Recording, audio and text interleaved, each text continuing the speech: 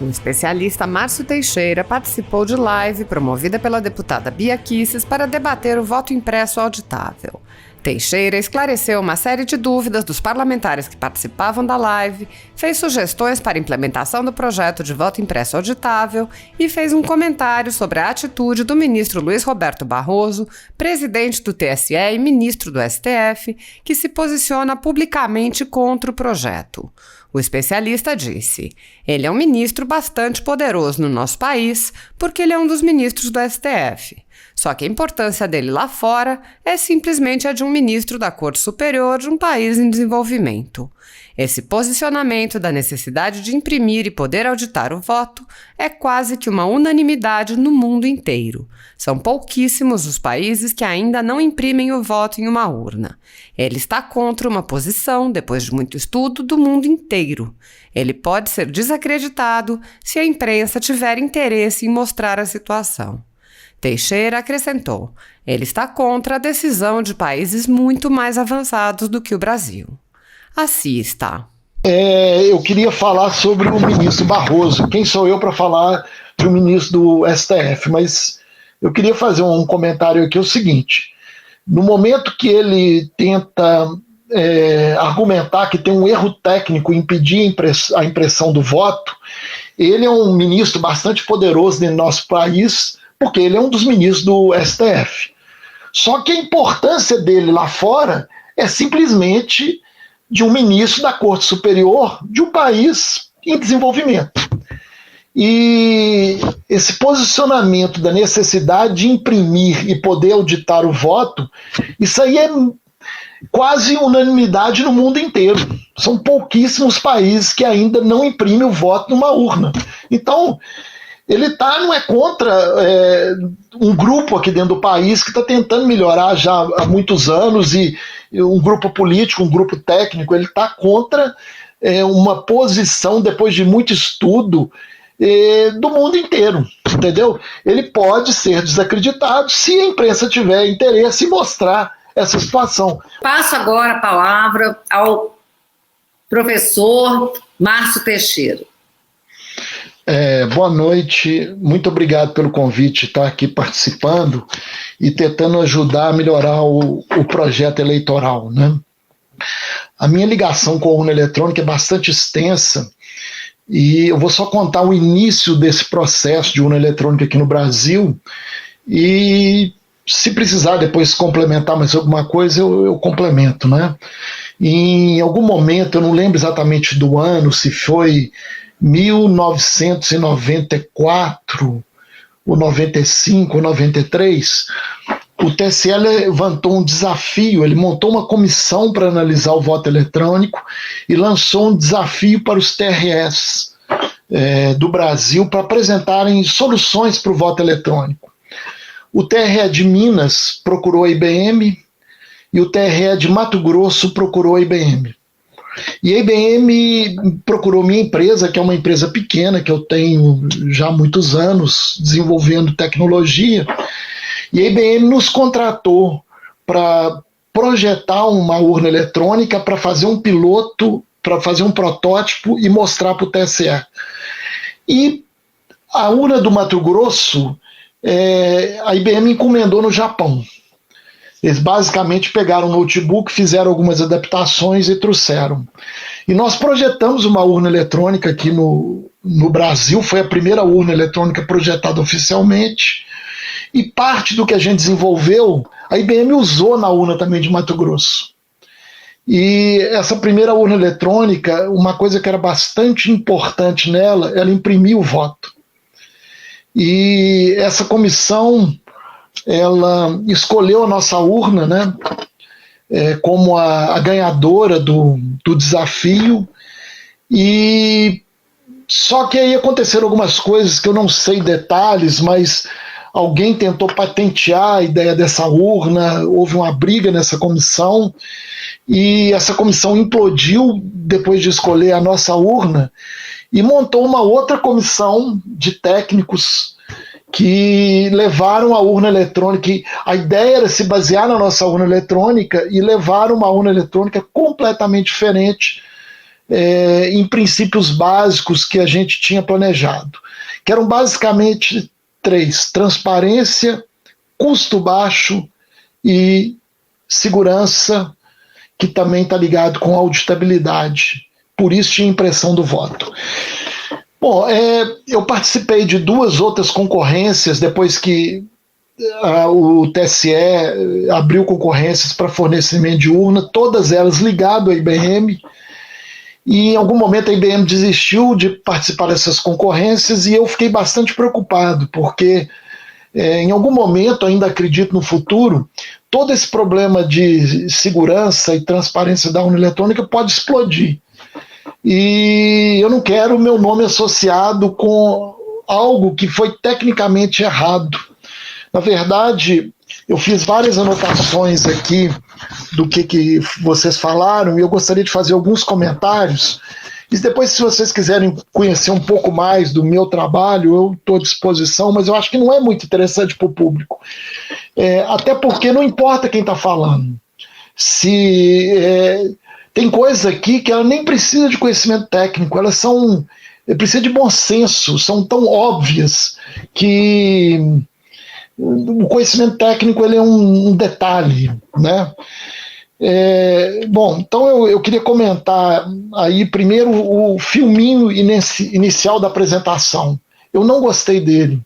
Por quê? Porque tem um detalhe muito importante aí que eu acho que esse filminho deveria mostrar, que a impressão do voto ela tem que seguir alguma lógica para que isso aí não possa ser rastreável. Então é bastante importante quando o voto ele for impresso, que ele caia por gravidade numa altura mínima, ele é cortado e ele tem que cair por gravidade, porque isso vai fazer misturar os votos impressos, como se fosse uma urna real, que quando você coloca o voto, ele tem que cair por gravidade. Lembrando que não é aconselhável, não que seja um problema técnico, mas muda. A ideia não é tirar a urna que nós temos, a ideia é adaptar para que ela seja auditável. Se fosse um projeto novo, a gente poderia abrir muitas possibilidades, mas não é um projeto novo, é auditar o que está lá, é tornar auditável o que está lá. Então a ideia seria, esse voto é impresso, ele aparece através de um vidro, de um visor, sem o leitor pegar no voto, aí ele aperta, depois que esse voto apareceu para ele, ele aperta, ele teria duas possibilidades de botão. Um botão para confirmar. Esse botão acionaria uma guilhotina e avançaria o papel e cortaria, ele caía por gravidade nessa urna. E se for cancelar, uma sugestão seria esse própria guilhotina aumenta a frequência que ela está cortando e ela picota aquele voto que está caindo ali, sendo avançado pela impressora.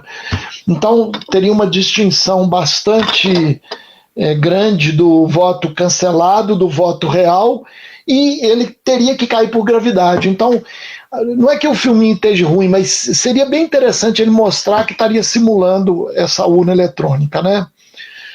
Bom, depois eu gostaria de fazer um comentário aqui sobre o que o Felipe Barros, o relator, falou, que eu concordo 100% com ele. Isso não é um problema partidário. Eu já fiscalizei, auditei para vários partidos diferentes, de várias matizes ideológicas, né? Independente do meu pensamento ideológico, minha tentativa é ajudar a melhorar a questão do voto eletrônico, porque isso é fundamental para a democracia. É até secundário a questão ideológica aqui, né? E por quê? Porque isso aí não é um problema político, isso é um problema técnico.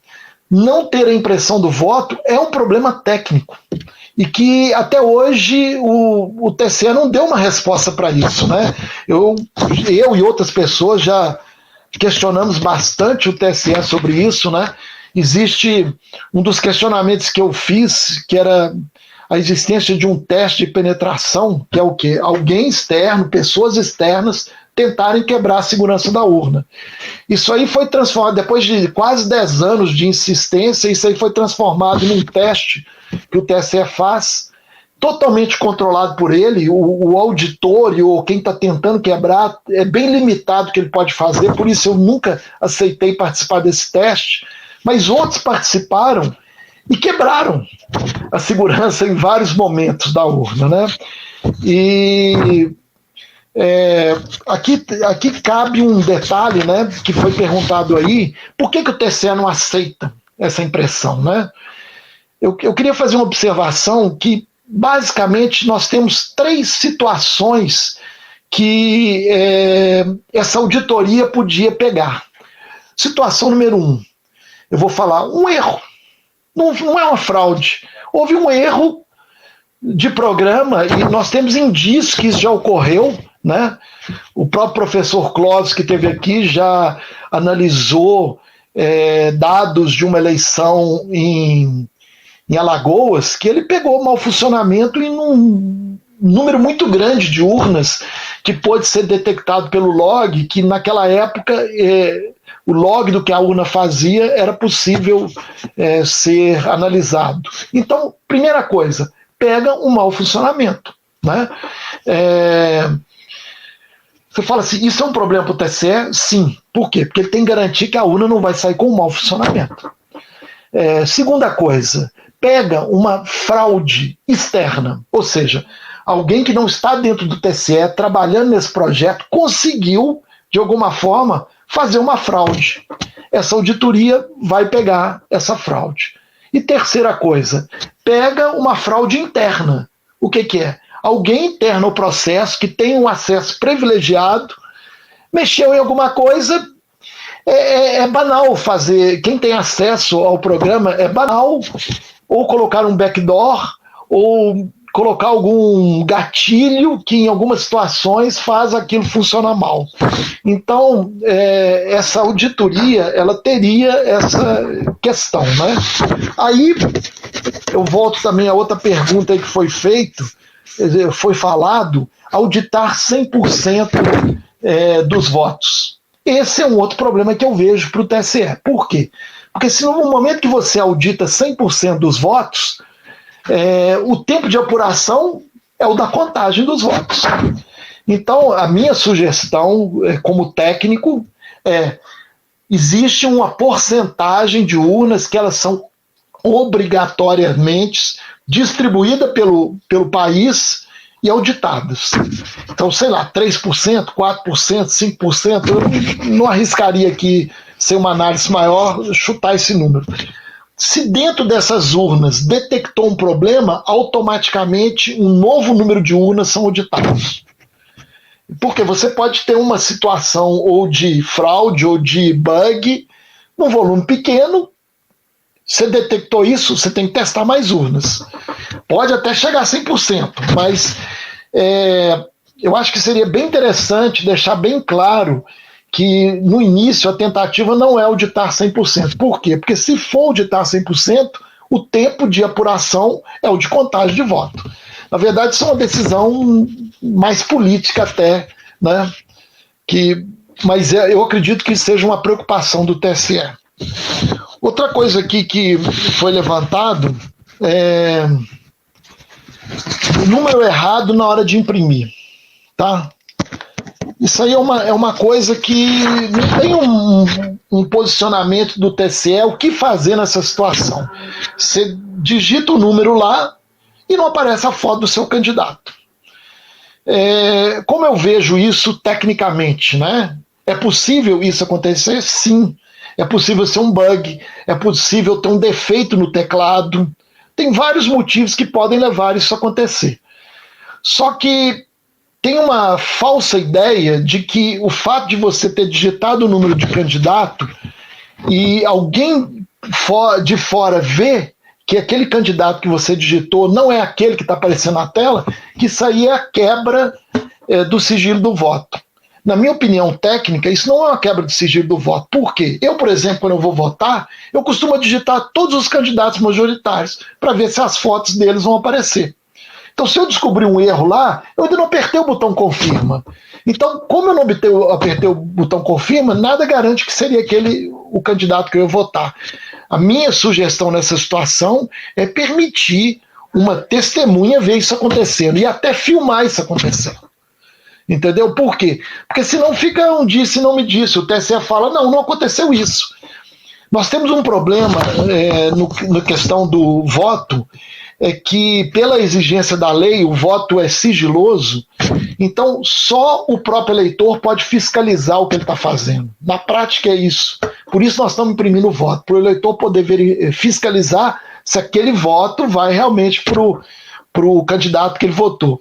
Então, na minha opinião, eu acho que poderia até prever na lei, no caso de divergência, independente de ter impressora ou não, é possível fazer essa filmagem ou chamar uma testemunha para ficar documentado isso aí ter acontecido. Né? Eu acho, porque não tem uma resposta do TSE. Pode se perguntar o que faz nessa situação. E a resposta, o deputado Cristóvão, ele viu isso acontecendo, pessoas relataram isso. E aí, ficou por isso mesmo. Isso é um indício que teria que ter uma auditoria nessas urnas para descobrir se teve uma fraude, se teve um erro, se teve um defeito de hardware, né?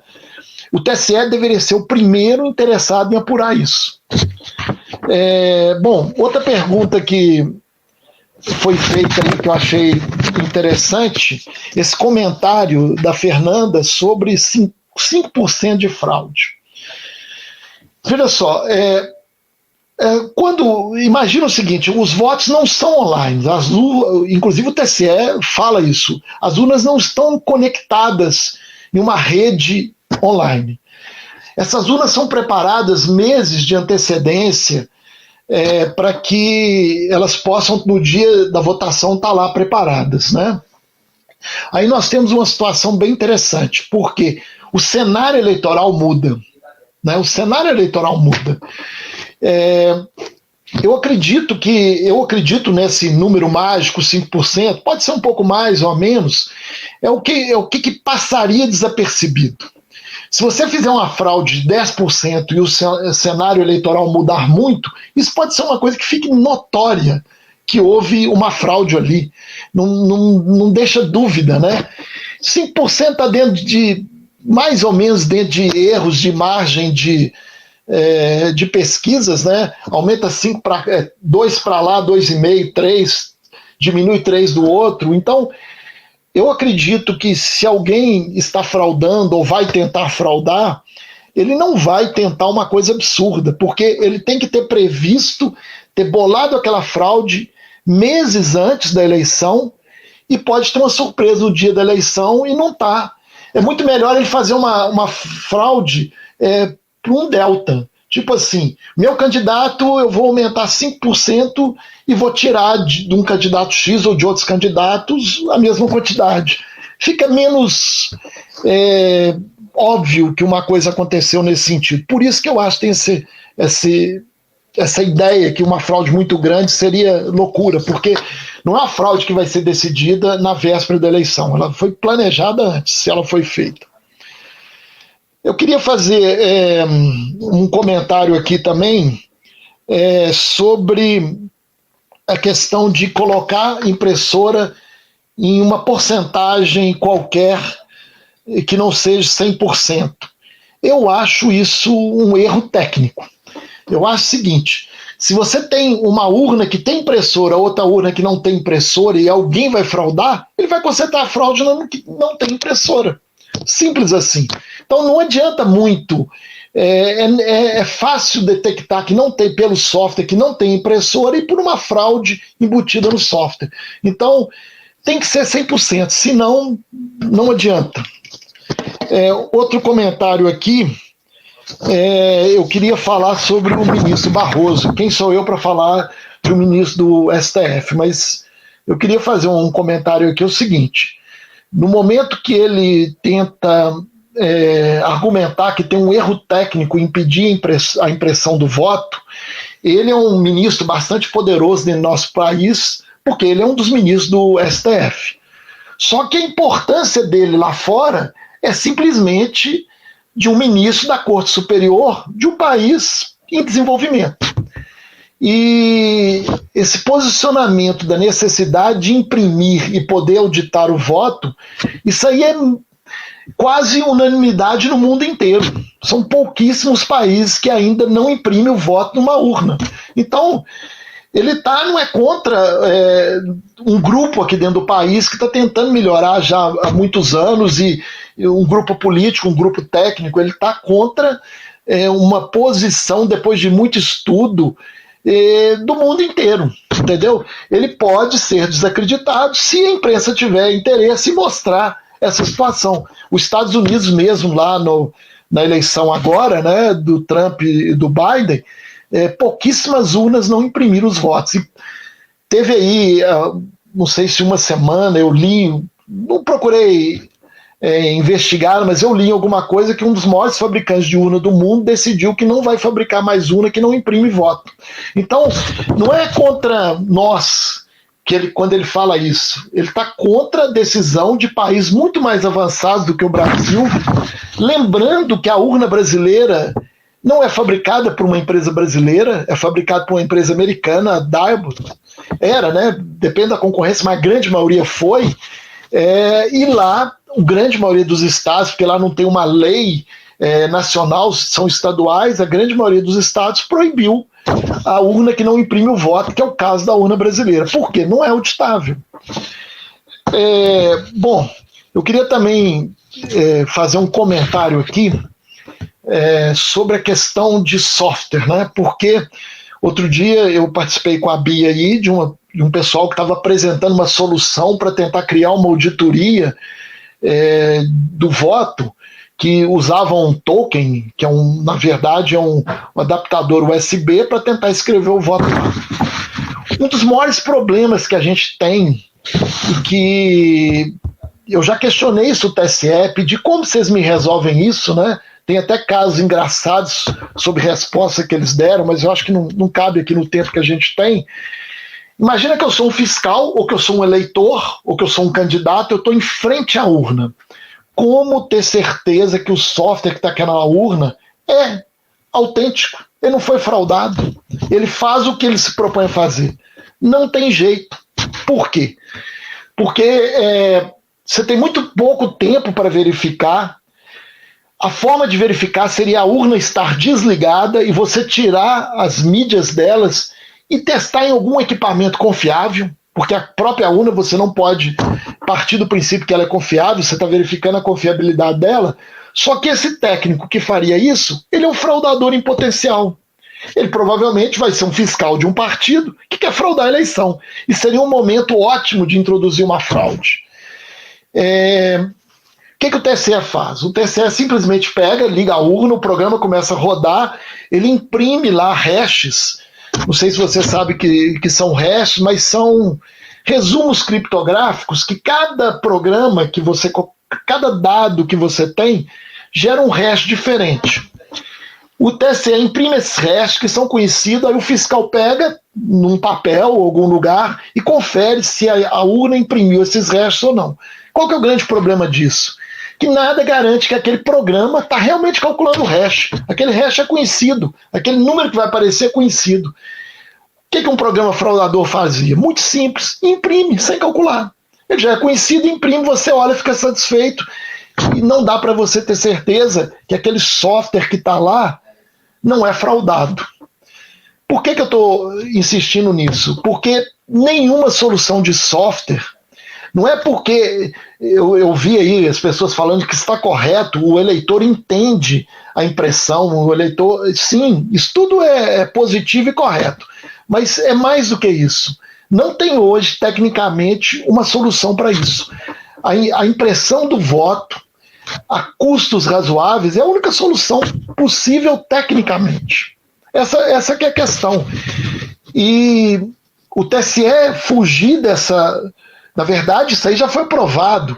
Isso aí já foi um veto que foi derrubado, né? Então, para um veto ser derrubado, você tem 2/3 dos votos. Quer dizer, a grande maioria do Congresso naquela hora chegou à questão de que a impressão é importante. Todo mundo quer ter certeza que realmente recebeu aqueles votos que estão sendo falados lá, né? O que acontece? O fato da gente não ter uma forma de recontagem, e o resultado sai lá um curto espaço de tempo depois da eleição, aquilo é irrecorrível, não tem o que você possa fazer. O PSDB pediu uma auditoria, que vocês sabem, eu fui um dos que participou dessa auditoria, eu não pude pegar uma urna que realmente foi usada na eleição para poder auditar. Então, o que isso significa? Aquilo se torna inquestionável. A única coisa que a gente conseguiria, se eu tivesse acesso a uma urna e tivesse realmente tido uma fraude, que eu não tenho certeza, é descobrir indícios. Indícios não são provas. Então, é muito bom para o TSE. Ele acaba de ter eleição, não importa quem ganhou, esquerda, direita, centro, está resolvido, acabou o problema deles, né? E outra questão aí é o seguinte, que isso aí é uma questão política, talvez mais do que técnica, né? Nós temos uma justiça eleitoral no Brasil que ela encomenda o equipamento, determina as especificações do equipamento, ela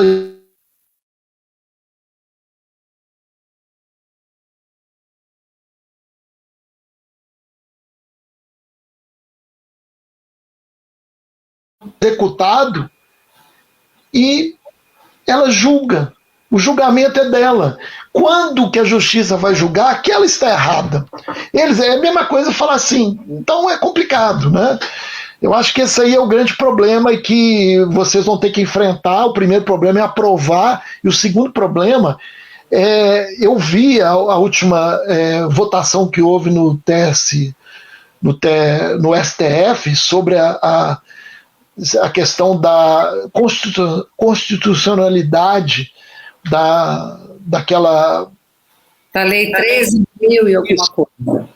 Os argumentos técnicos que foram usados foram completamente sem embasamento técnico. Esse é o problema. Então, bom, tá aqui, se vocês quiserem algum esclarecimento, que eu explique um pouco mais meu conhecimento profissional, alguma dúvida aí que vocês queiram, eu estou à disposição. A única coisa que eu não posso falar, e já falo para vocês, é explicar como faz um crime. No Brasil, eles aprovaram que eu não posso fazer isso. Aliás, teve no relatório do PSDB, se vocês lerem lá, existe lá podia. Então tem um mapa de risco que vocês vão ler lá nós levantamos algumas possibilidades. Maravilha. São bem